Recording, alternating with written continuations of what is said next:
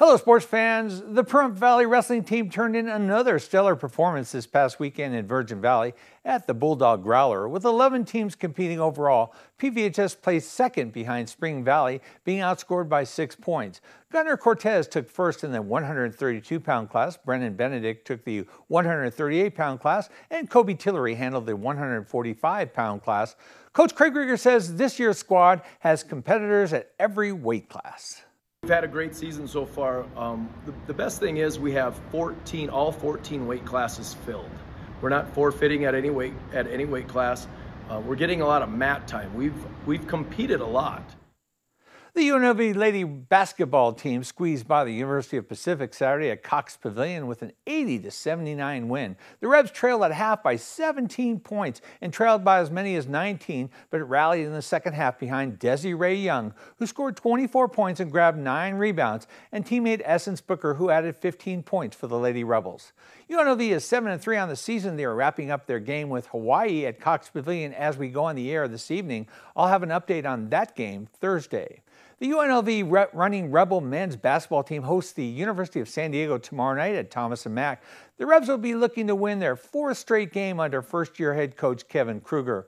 Tip-off is set for 8 p.m.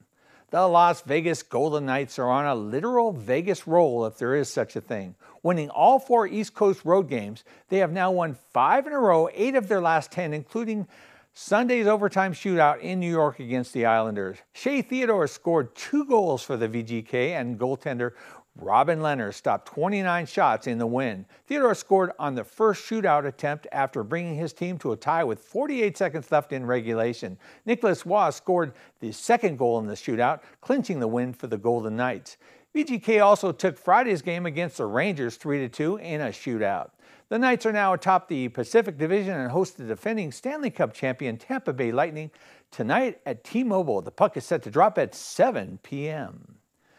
Daniel Carlson kicked a 48-yard field goal twice, with time running out Monday night in Cleveland as the Las Vegas Raiders kept their playoff hopes alive, beating the Browns 16-14. Carlson kicked his first 48-yarder right after the Browns called a timeout with 3 seconds left in the game. So the Raiders lined up again, and Carlson split the uprights for the Raider win. The Raiders looked like they were going to cruise through this one. The Browns were without star quarterback Baker Mayfield and 7 other starters who were sidelined with positive COVID tests last week.